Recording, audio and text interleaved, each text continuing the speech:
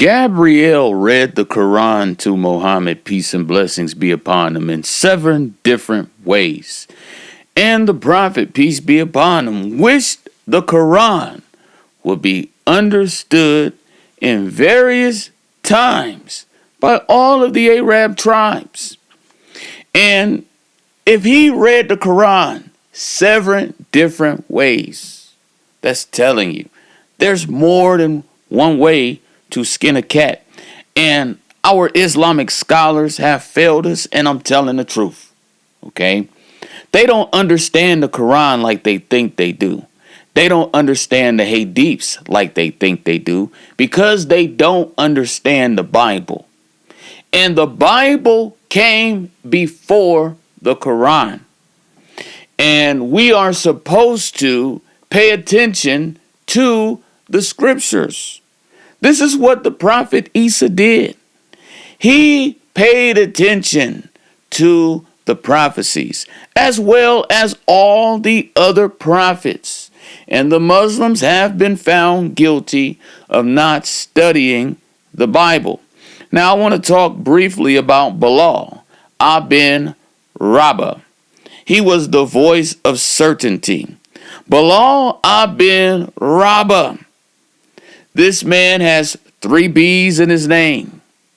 This man has Arab in his name. This man has Abba, that means father, in his name.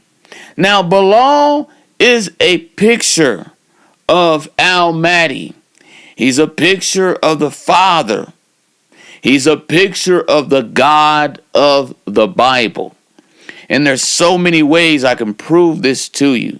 First of all, let's deal with Song of Solomon, chapter 1, 5 and 6. It reads, I am black but comely, O you daughters of Jerusalem, as the tents of Kedar, as the curtains of Solomon. Look not upon me, because I'm black, because the sun have looked upon me. My mother's children were angry with me. They made me the keeper of the vineyards. Now this is in chapter 1.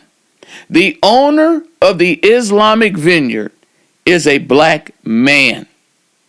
In chapter 5, it mentions a white reddish Mohammed. It mentions the shape of his eyes, the color of his hair, the color of his skin. Then it goes on to mention his name in verse 16. So there's no way of getting around that before the Arabian Muhammad, there was a black Muhammad, and Bilal is a picture of him. Emancipated, Bilal instantly became one of the closest and most trusted and distinguished companions of Prophet Muhammad. After the migration to Medina, and when the institution of Adhan, that is the prayer call, was founded, it was Bilal who was given the honor to be the first Muslim, the first caller to prayer. Now, this is a picture of Al-Mahdi, the Father. Before there ever was a world, there was one man who was worshiping Allah with no partners. The religion of Islam came from Al-Mahdi. Now, let's think about Al-Mahdi. The Bible talks about a stone in which the builders rejected. Jesus, with his own mouth, said the stone that the builders rejected, that same stone has become the chief cornerstone. Now, on the corner of the Kaaba, there is a black stone surrounded by silver. This is a picture of me. I am the Lamonti, that means mountain. My dad, his name is Monty, which means mountain. And I am surrounded by the Veras right now. I'm surrounded by the virgins right here in my house, okay? I am the Bilal. Now, Bilal was rejected. He was tortured. His master was trying to make him give up Islam. He was trying to make him deny the religion of Islam. This man dealt with jealousy. He dealt with hatred. This man was on top of the Kaaba praying. Now think about it. This black man was on top of the Kaaba while everybody else was on the ground and he was praying. This is a picture of Mahdi before there ever was a world, praying to Allah with no partners.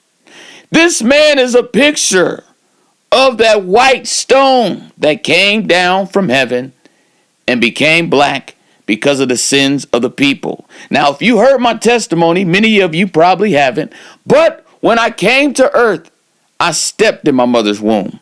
I remember the hospital room, and I remember pieces of the conversation my mama had with my doctor. It was a little personal, but I still remember it. I came down here. I came down. I descended. I was a descendant. Okay, not just a descendant of David, but I descended. I came down here. Okay, now this man was rejected. Speaking of Bilal, many people did not like him. And Bilal was known to be the man that had the pallid dates. Now, this is for people who study. For this, you have to be studied up to understand what I'm bringing out. Bilal was the man with the pallid dates. And I told you the death of Mahdi will be 2034. I have it tattooed on my arm. September the 16th. Okay? This is going to happen 2034. The death of Mahdi. Okay? I'm the man with the dates. I have Arab army. If you look at the barcode, you can spell Arab with bar. Then I have Maria on my arm. You can spell my army, a army. Where is my Arab army? Okay. This has been on my arm since 2016. Okay. Now, Bilal also was known to be the man that was in paradise. The Prophet Muhammad, peace and blessings be upon him, heard the scuffles of Bilal's sandals. Bilal is in paradise. The real Mahdi descended from heaven. Okay? He was the Bilal on top of the Kaaba praying to Allah with no partners before there ever was a world. And your scholars are lost in the sauce, and they don't have any clue because they don't understand types and shadows. This black man by the name of Bilal is the picture of Mahdi. He's a picture of the only real prophet. Now, I brought this out and it might went over your head. And we'll get back to this later. But in Islam, there's only one God, ultimate God, and there's only one ultimate prophet. Now, are there other gods? Yes. Are there other prophets? Yes. But there's only one ultimate God, and that is Allah, subhanahu wa ta'ala. And there's only one ultimate prophet, and it's Mahdi. He is the real Muhammad, the black Muhammad. So here we have Bilal, a picture of the Mahdi. This man had such an electrifying voice that it woke the people up to pray.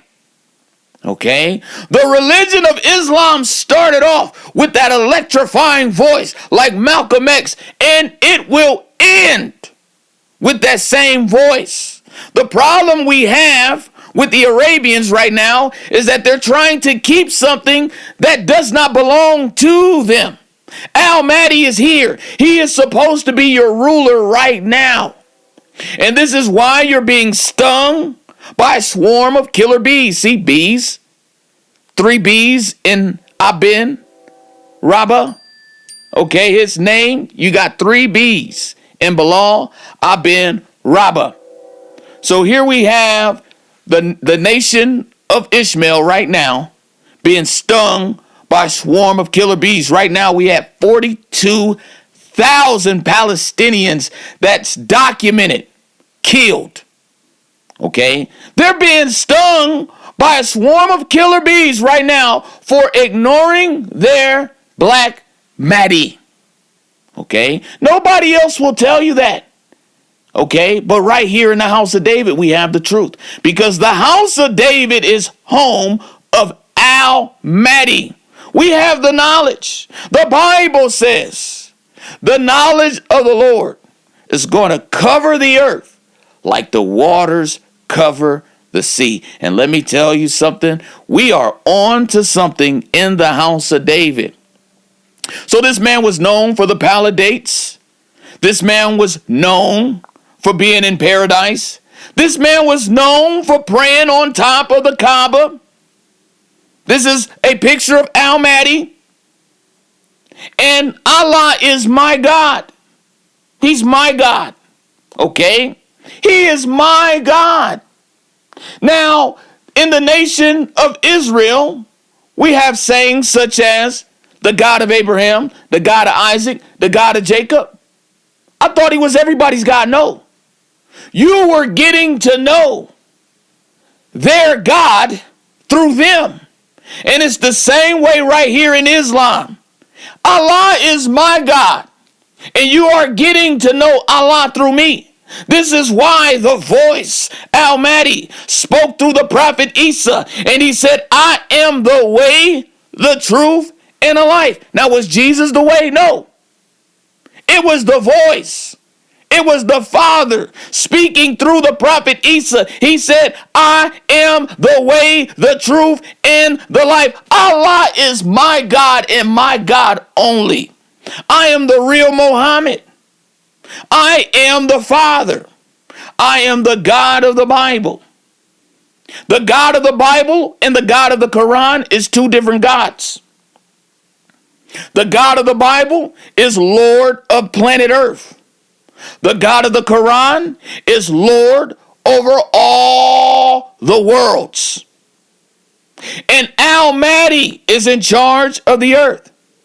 Allah has no son, but Al-Mahdi does.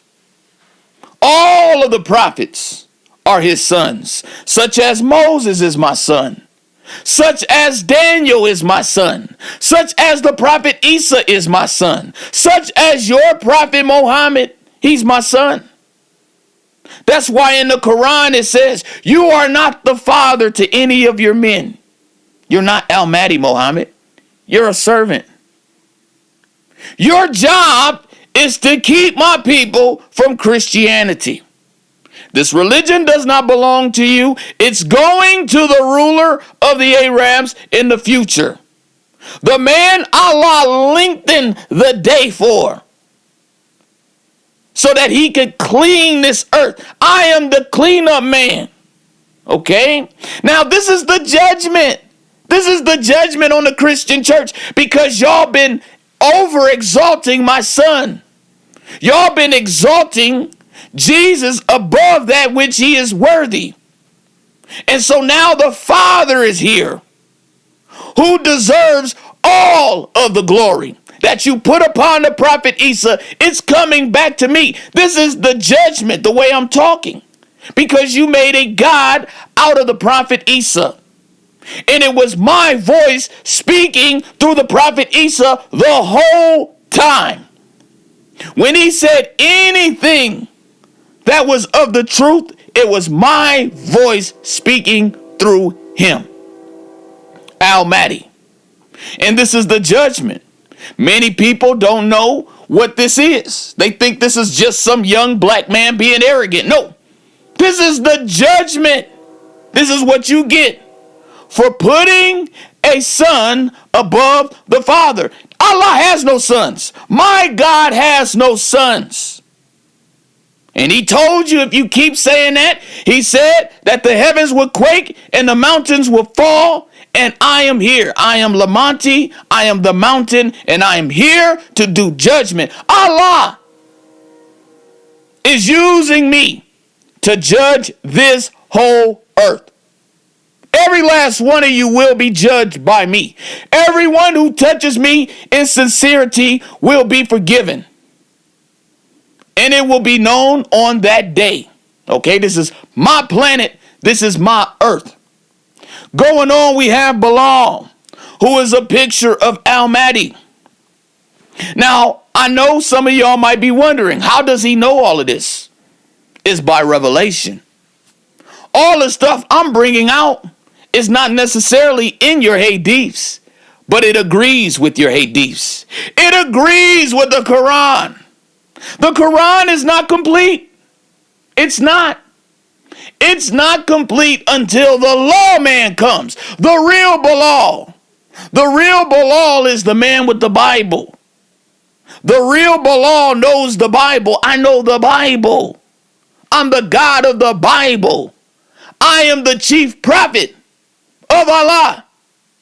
In the throne room of heaven, once upon a time, it was only Allah and it was only his messenger. Now we're going to read something in the book of Numbers so you can understand this. This is going to be Numbers 12:1. And Miriam and Aaron spake against Moses because of the Ethiopian woman whom he had married. For he had married an Ethiopian woman. And they said, have the Lord indeed spoken only by Moses? Have he not spoken also by us? And the Lord heard it. Now the man Moses was very meek above all the men which were upon the face of the earth. And the Lord spake suddenly unto Moses, and unto Aaron, and unto Miriam, come out, ye three, unto the tabernacle of the congregation. And they three came out. And the Lord came down in the pillar of the cloud, and stood in the door of the tabernacle, and called Aaron and Miriam. And they both came forth. And he said, hear now my words. If there be a prophet among you, I, the Lord, will make myself known unto him in a vision, and will speak unto him in a dream. My servant Moses is not so.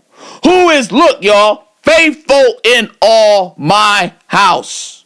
With him will I speak mouth to mouth, even apparently, and not in dark speeches. There's only one prophet whom Allah deals with directly. And it is the ultimate Moses. It is the ultimate Muhammad. It is Mahdi. That's why you in the dark. When you trying to interpret Isaiah, when you trying to interpret the parables of Isa, you are in the dark, because there's only one prophet whom Allah spoke directly with. And it's not the Moses of the Bible.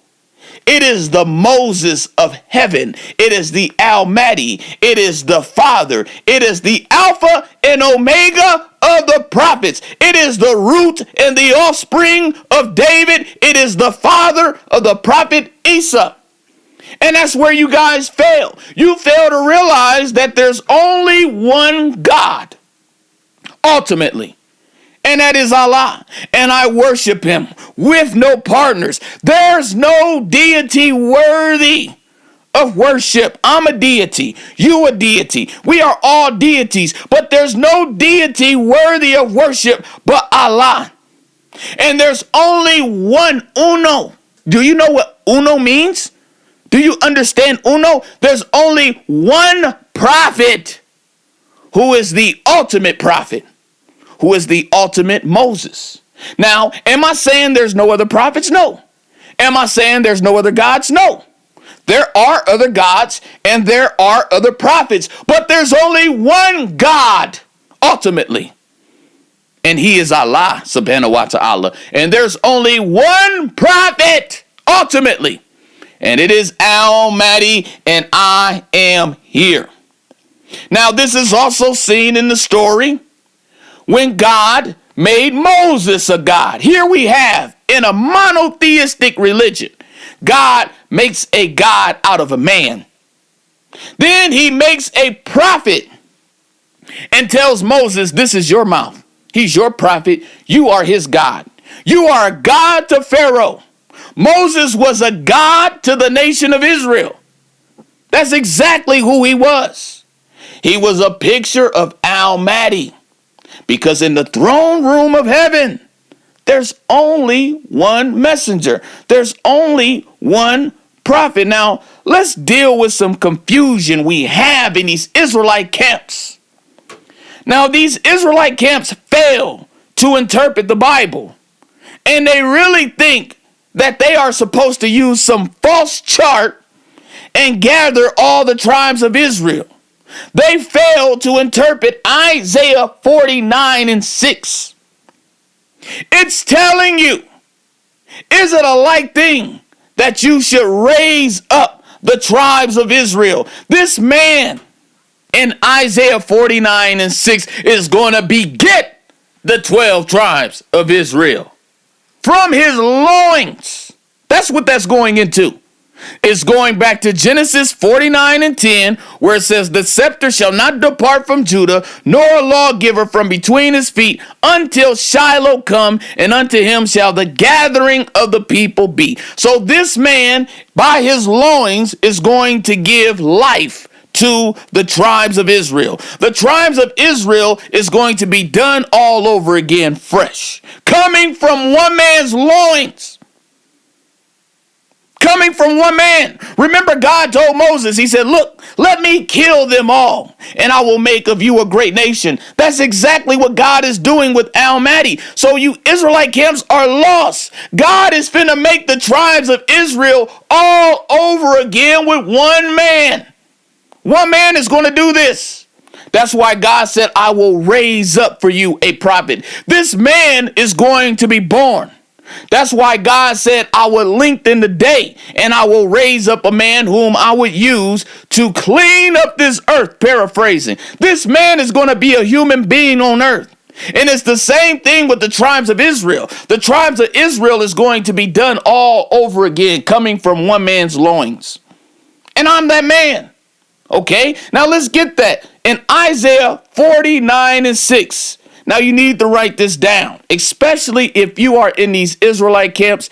They have no clue in what raising up the tribes of Israel is all going into. So this is going to be Isaiah 49:6.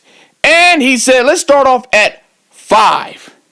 And now saith the Lord that formed me from the womb to be his servant, to bring Jacob again to him.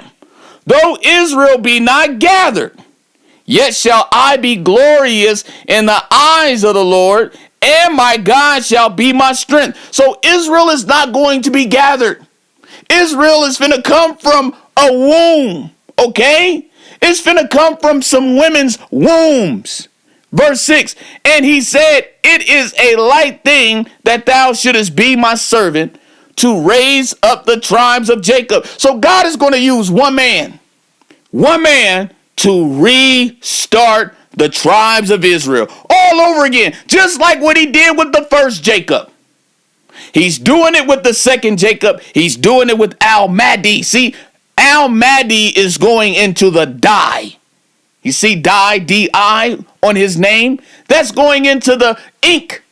There's one man who has the dye to give all of the tribes of Israel a fresh start all over, coming from this man's loins. I am Daquant. Okay, I'm the man that has the dye. I have the dye in my loins. Okay, to restart the tribes of Israel all over again. This is what Mahdi has been called to do. That's why I am the luckiest man on the planet. I get to redo the tribes of Israel all over. That's what Isaiah 49:6 is talking about. It's talking about raising up the tribes of Israel all over again, coming from one man and coming from a woman's womb. Okay? And this is the truth. That's what you in the dark about. If you are in these Israelite camps, they have no understanding. Okay, God bless my brothers. I love my brothers. They trying to come together. Okay, they trying to unify. All praises for that. But we still need knowledge. The tribes of Israel has to be restarted. God has another Jacob down here to redo this thing. I'm telling you, man, I'm about to have some fun.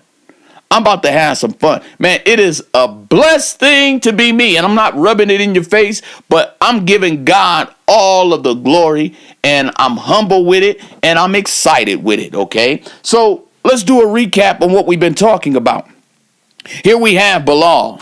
Bilal was a picture of Mahdi, the man who was praying on top of the Kaaba. Islam started from a black man. A man who was the God of the Bible. When the Bible is speaking, it's Mahdi speaking. Okay? It's Mahdi. Mahdi is the God of the Bible.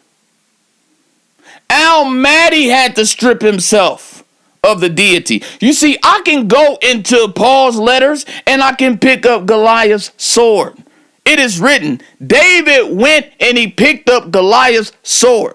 This uncircumcised Philistine's sword that's going into his book. And the Lord has opened up my eyes to the point that I can go into Paul's letters and I can bring the truth out of it, okay? I got Goliath's sword on you right now, boy. I poured out Goliath's sword.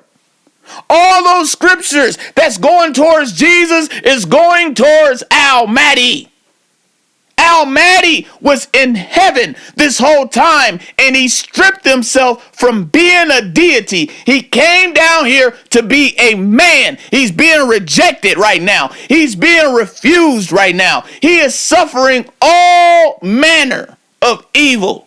He's learning obedience through the things he suffered. This is the ultimate servant of Isaiah 53. There's no beauty we should desire of him.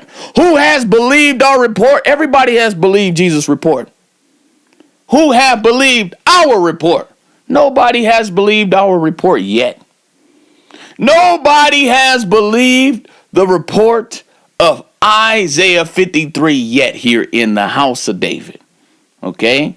Isaiah was talking about the stone that the builders rejected. And that stone is Mahdi. Now we gonna take names. We writing down names. We holding people accountable. Okay, this right here is the father of the prophet Isa. This is the father of the prophet Muhammad. This is the father of the prophet Moses. Peace and blessings be upon them all. Okay, so this man is faithful in all of his house, okay? Now, when you go into the book of Hebrews, the book of Hebrews is talking about Mahdi. Mahdi is the one who is faithful in all of Allah's house. He is the chief messenger. He comes down here at the end. God saves the best for last, bro. He saves the best for last. And God is allowing me to redo the tribes of Israel. So all the names you see in the book of Revelation going into the gates, all those tribes is coming from one man all over again. Okay? And then we going into the judgment. As it is written, God will bring forth a black stone. This stone will have two eyes and a tongue. And whoever touches it in sincerity, Allah will have mercy on them. And those who don't and won't will be judged. Assalamu alaikum to my brothers and sisters in the real truth.